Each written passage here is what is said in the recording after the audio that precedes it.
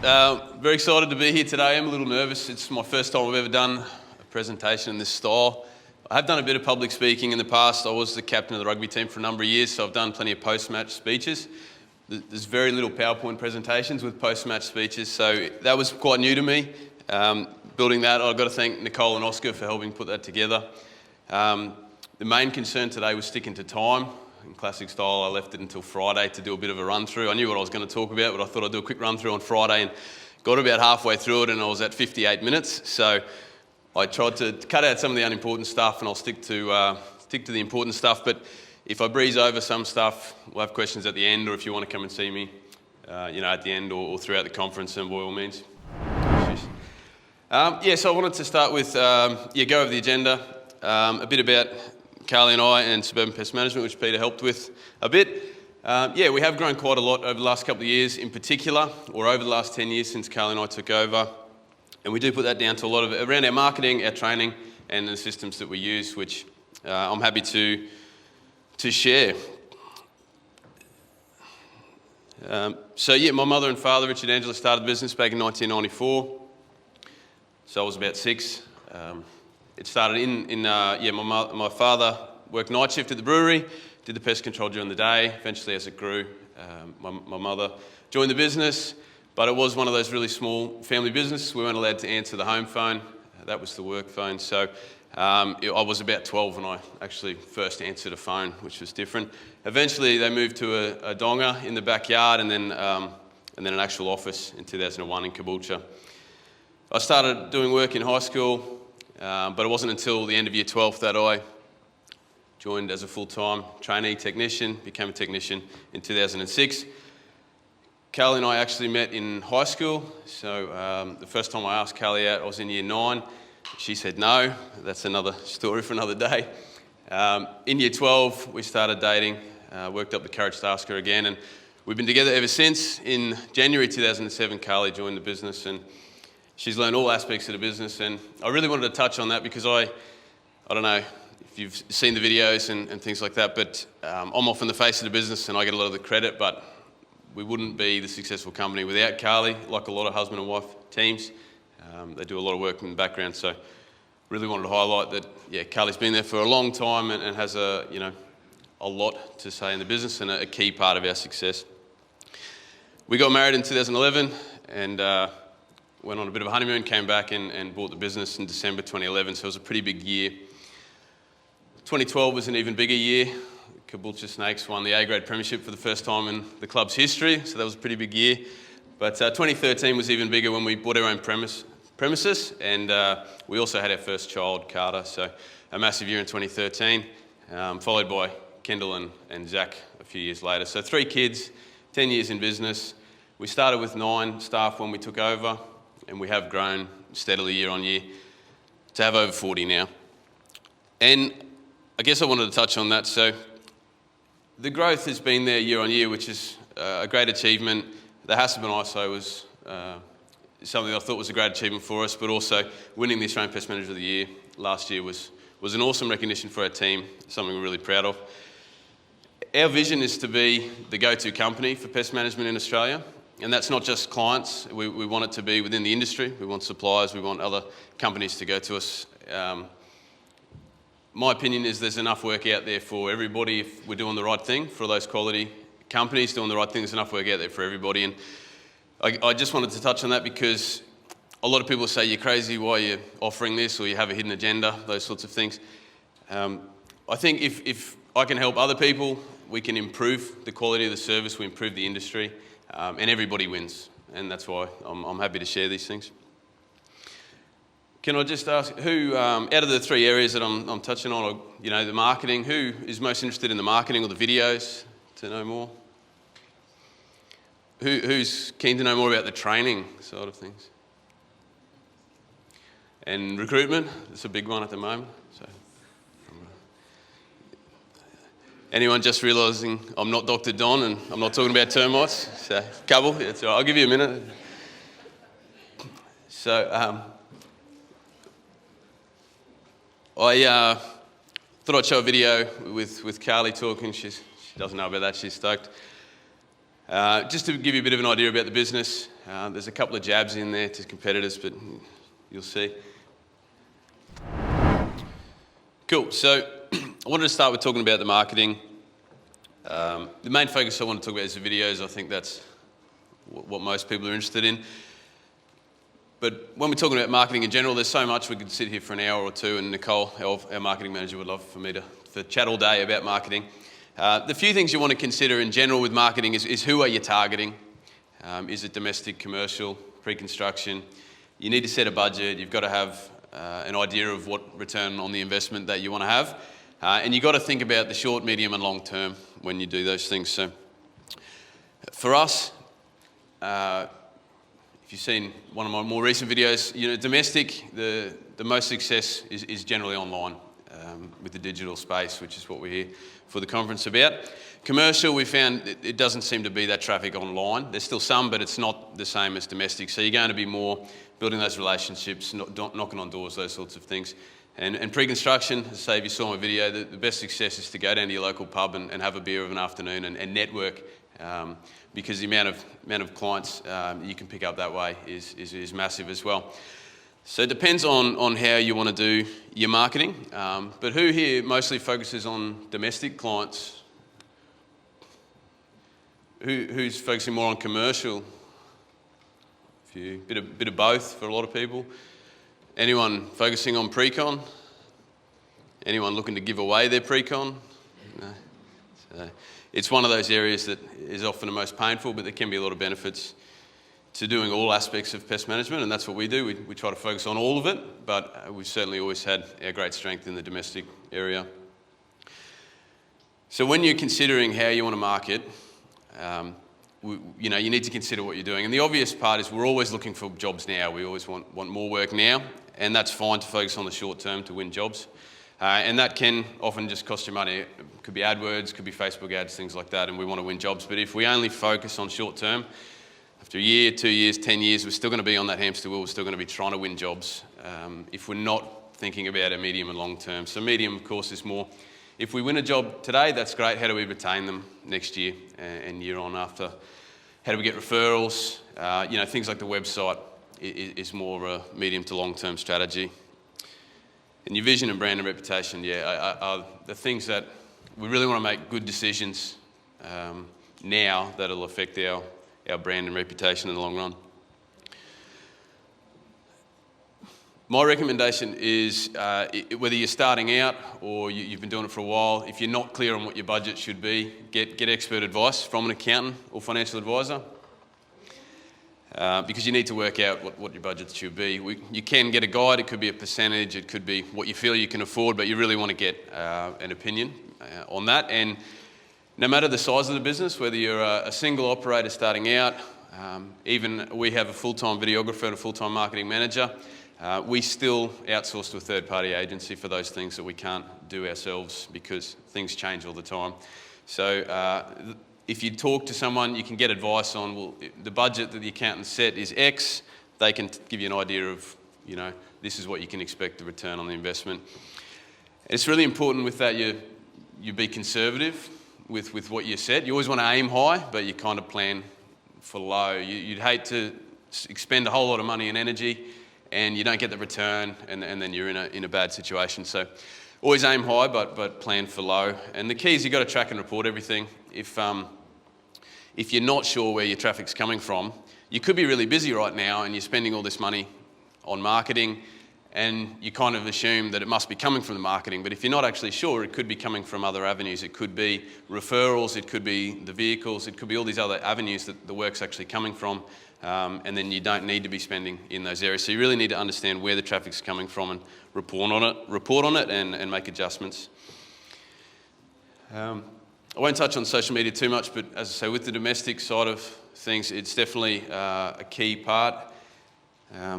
We actually don't focus too much on winning jobs off social media. We can, but a big part of it for us is growing that following. So whether it's clients or industry, then we're growing that following. And for a lot of clients, it's more, they might not be ready to buy now with Facebook advertising, but if you can get them attracted to your page, they might like the page in 6 months' time when they see that pest issue, you're the one that they think of. So it's more thinking long term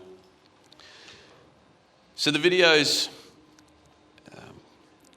hopefully I had a bit of a time guide and then we started late and I'm completely thrown, so I have no idea if I'm ahead or behind. The power of the videos. So in 2018, we had about 16 in the team at the time, and Kahlee and I were talking about the power of videos, both for marketing, but also for training. So we had continued to recruit because we were growing, and not everyone worked out. We had trainees that realised that they weren't suited to the industry. We had, for whatever reason, you could see the pain of training. There's a lot of time and energy that goes into it. So a big part for us was we recognised that if we could create videos on how we do a service, it can be really powerful for training. And that's because even though you want to have documented processes, and they can be really good, they can be misinterpreted. So by having videos of on-site, we can show exactly how we do things and a less chance of misunderstanding. So it could really help with our training, but it could also help with, even once guys have been trained, if they haven't done a service in 6 months, they can refer back to the videos and remember, oh, that's how we do it. So we saw that as a really powerful opportunity, and then of course the marketing opportunities. The same issue. We're in southeast Queensland, of course, so it's a really saturated market, and it is hard to get your message across by writing it on your website. You can try and articulate it, but the power of videos is much more powerful. So we saw an opportunity, and rather than just dabble in a few small videos, we made the decision to hire a full-time videographer in 2018, which is a bit crazy. I know Kahlee thought it was a bit crazy at the time, but she supported the decision, and it worked out for the best. We created a whole lot of training videos. We made enough promotional videos that we got a return on that. I'm not suggesting anyone needs to hire any full-time videographers, and no, Oscar's not for sale either. Yeah, the point is you can do videos yourself, which I wanted to show you in a minute. We ended up extending that to a whole lot of different types of videos. So we've got our LMS training system where people can view it on the phone, on the computer. They'll go through our induction or training, have quizzes, that sort of thing. So we've got some of that that's basically workshop in-house. Then you've got the on-site stuff and a bit of fun. So Oscar has helped put together a bit of a mashup on some of the different styles of video that we've created. And our most successful video was actually not even a promotional video. So normally if we get a few hundred views on a video, it's pretty good. 1,000's pretty good. For those that may have seen, we made a 7-minute guide to a job interview for the pest industry, and we've gotten over 100,000 likes with it, and over 100,000 views and nearly 300 subscribers on a YouTube channel. So it didn't actually create a job directly for us. We didn't get anyone booking a GP or a termite inspection, but it created more of a following and more of that brand and reputation side of things. So, but bringing it back, as I say, you don't have to hire a videographer. You don't have to be any good at it. I was horrible the first few years, and it's actually a really simple process. So Oscar's put together a bit of a guide on how to create your own video, which if you're interested, then you can come and grab one. But the idea is they're pretty simple. You can create your own promotional ones. You can create on-site ones. And as a technician, I don't go to site that much these days, but when I was, anytime I would find an interesting situation with termites, rodents, whatever it might be, I would just take out the iPhone, have a bit of a crack and try and film something to show the audience. And it wasn't great. But with Oscar's tips, you can easily edit the video. If you make a bit of a mistake, you can put 2 videos together and you can create your own videos yourself. You can start to do really fancy things. You can put the B-roll over the top, like what we've done. You can put music backgrounds. There's a bit of advice there. You can make it as complex or easy as you want, but I really encourage you guys to give it a go. With basic editing, you can still get your message across, and those simple on-site videos are a great start. Even if you stumble a bit, it shows the genuineness. A lot of the videos that we got the most popular views or people liked the most was the ones that I was stumbling along because I was on site and we didn't really edit the videos. So yeah, I encourage you guys, and if you want a copy of how to do it, then we'll hand them out at the end.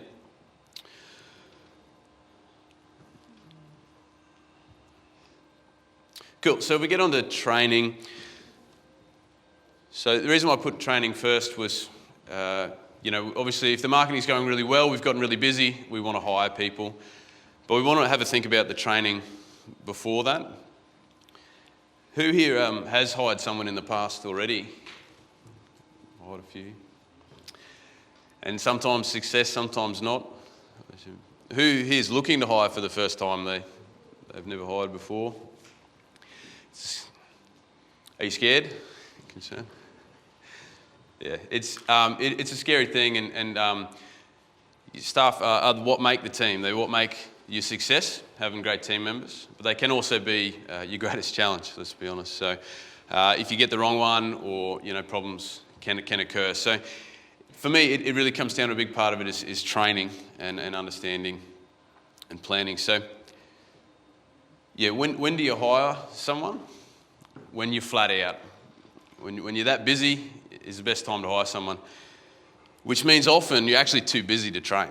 You just want someone in a ute yesterday, and you just want to get them out there, and you want to give them that opportunity, you want to train them, but you're stretched, particularly as the owner or the manager. It's very hard to train. So ironically, the worst time to train is when you need to be training, when you're hiring someone. So a big part of training is getting prepared early.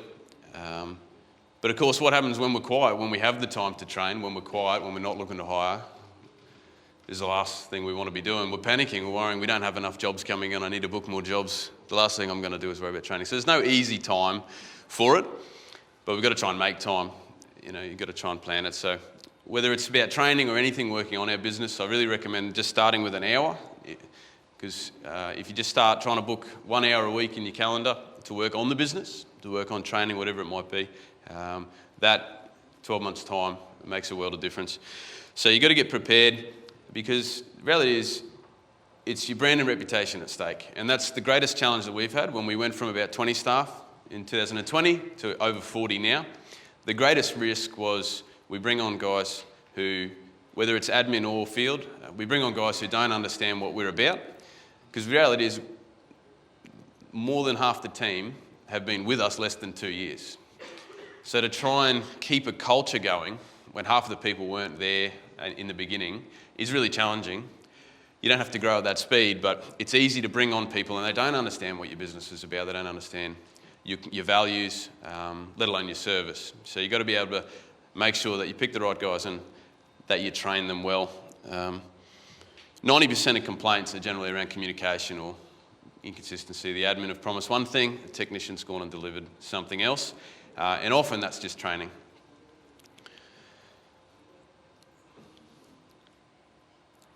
So if we're talking about trying to hire technicians. I know the biggest pain at the moment is it seems like industry-wide there's a shortage of technicians out there. You think about what makes a great technician, it's not getting your units of competency. You get your 5, 6 and 18, it means you know how to manage pests, you know how to store chemical. What makes a great tech we know is experience.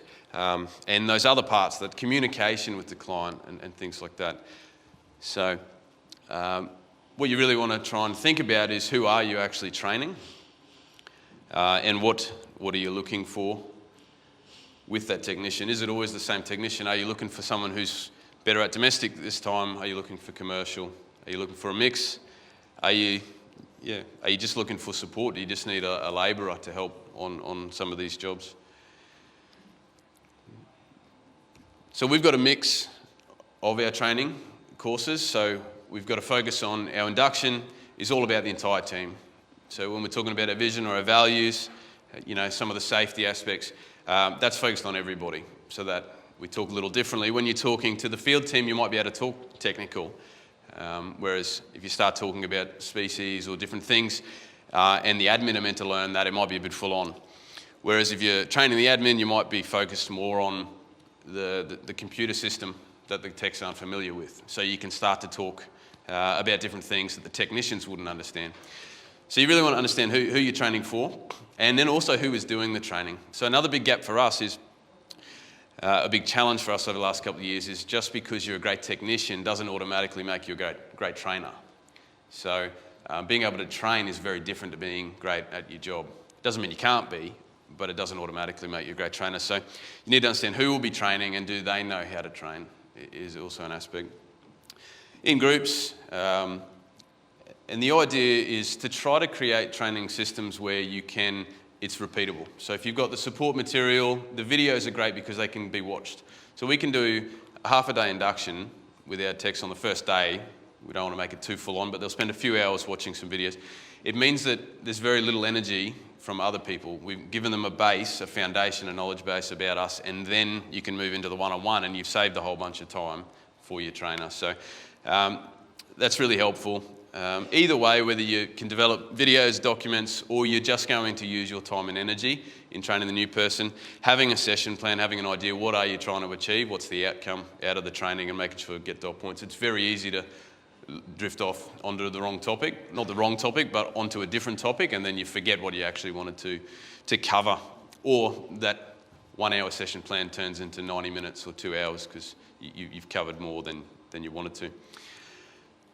And then, yeah, having some kind of Q&A checklist to see that you're happy with it. So it could be, if it's a trainee, you're going to invest a lot more time and energy in training. You're going to need to repeat things. You're going to need to do a lot more jobs. Whereas an experienced technician, it might be a much shorter period of time, and it might just be talking about your differences in how you do things differently to another company. And the big thing for me with training, or in general, but with training, it's really important to understand context versus content. So if we're talking about what we do, when we do a general pest treatment, we might gel and spray and dust. That's what we do, but why do we do it? Why do we do it this way? Why don't we do things? Explaining the context, because what can happen is a technician can know what to do, but then when something changes, when a variable gets thrown in when they're out there on their own, at best, they get stuck. They've got to call you, which is fine. They're going to need that support. But at worst, they don't even recognise that something's changed because they don't understand why they're doing it. So something's happened and they're not supposed to do it that way, and they do it because they don't understand why. So it's really important whenever you're explaining things to talk about why. I'm going to tell a bit of a story. I'll speed it up because I'm getting the hurry up. A story I heard when I was back in high school that really stuck with me was there was a guy he lived on a rural property. He's quite old, very religious. He went to church every week, believed in God, and God had always looked after him. One day, we knew the rain was coming, and it was going to rain that heavy that it was going to flood. So they're telling Jono, you got to get out. You know your home's going to flood. He said, that's fine. I've lived here my whole life. God will look after me. So the rain comes, and it starts rising, starts flooding. The four-wheel drive can just make it to his house. So the SES comes in four-wheel drive, says, Jono, you got to get in the car. You can see it's flooding. No, got to look after me. So they leave.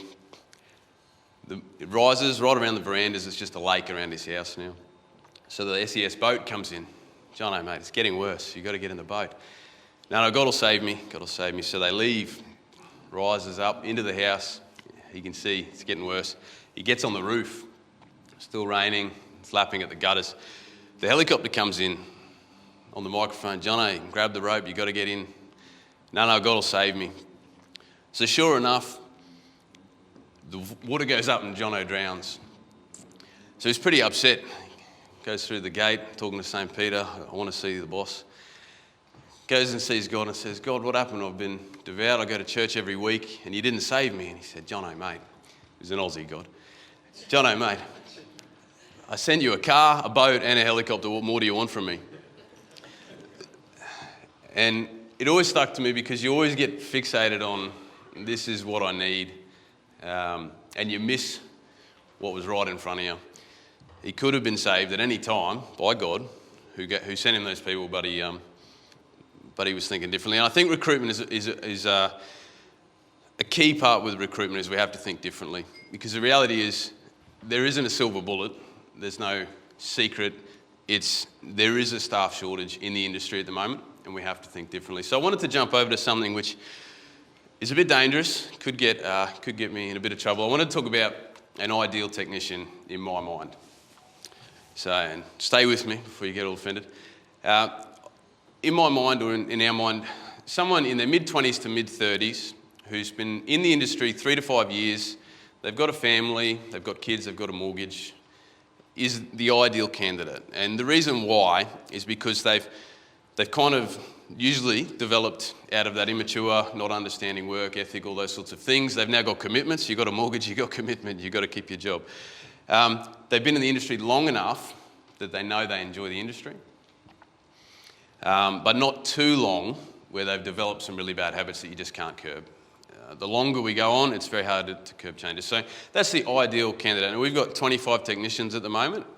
How many do you think fit our ideal category? About half? Who thinks half? 3/4? We've got 5 technicians that would fit that category out of 25. In fact, we've got 5 that are 60 years and older, so just as many technicians that are getting on a bit, let's be honest.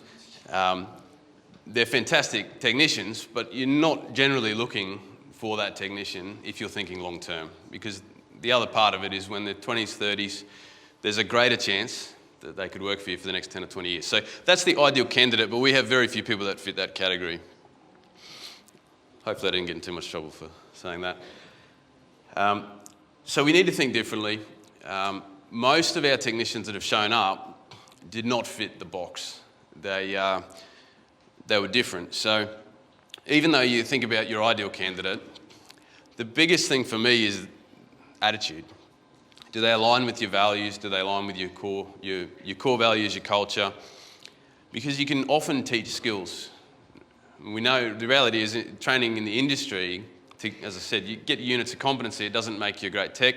There's no real ongoing training and support in the industry, so it's pretty easy to forget what you learned or have gaps, or a lot of people just don't do all aspects of the work. So if you've only been in the industry 5 years only in domestic, you wouldn't be familiar with a HACCP site.